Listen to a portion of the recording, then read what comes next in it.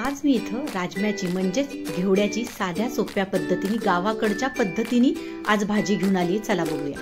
नमस्कार, मी सुषमा धुमाळ सातार तर काय माझ्या युट्यूब इन्स्टा फेसबुक चॅनलमध्ये स्वागत करत आहे. बघा, आता ह्या थंडीच्या सीझनमध्ये ना घेवडा ओला घेवड्याच्या शेंगा खूप यायला लागलेत. तर म्हटलं चला पारंपरिक पद्धतीने जसं खेडेगावातनं घेवड्याची रस्स्यावाली भाजी केली जाती तशी आज मी तुमच्यासाठी घेऊन आली आहे. तर चला पटापट रेसिपीला सुरुवात करूया. आज आपण इथं ओल्या राजम्याची रश्शावाली भाजी करतोय. बघा, हा लाल कलरचा राजमा येतो. तर त्याच्या शेंगा आता खूप यायला लागल्यात, तर मी त्या सोलून घेतल्यात. आता स्वच्छ 1 ते 2 पाण्याने धुवून आपल्याला हा थोडासा उकडून घ्यायचा आहे 1 ते 2 शिट्ट्यामध्ये.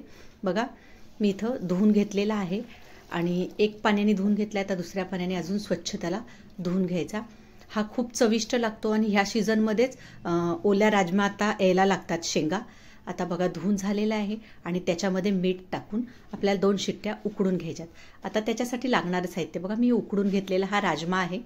2 कांदे घेतलेत, 1 टोमॅटो, 2 टोमॅटोची प्युरी घेतली, शेंगदाण्याचा कूट, मीठ, लाल तिखट, तेल, आलं लसूण पेस्ट, हळद, मसाला घेतलाय, कोथिंबीर, लसूण टेचून घेतलेला आहे आणि कांदा लसूण मसाला. आणि चला आता आपण सगळ्यात अगोदर काय करायचं, कढईमध्ये 2 पळी तेल टाकून घ्यायचं.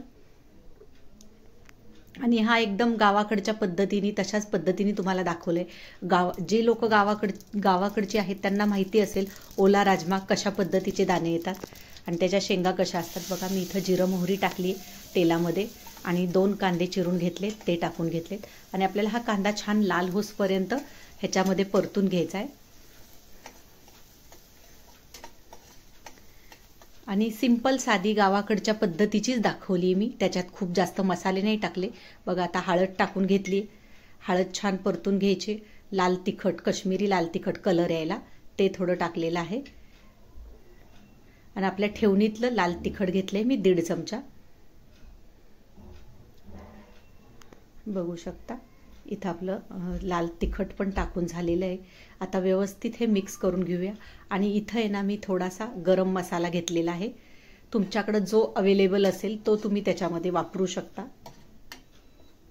व्यवस्थित मिक्स करून घेऊया.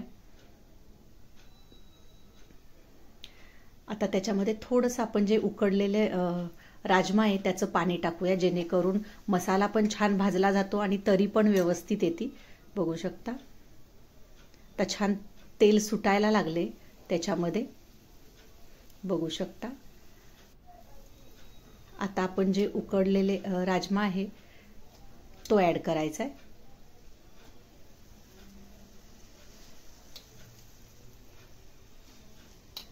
व्यवस्थित मिक्स करून घेऊया.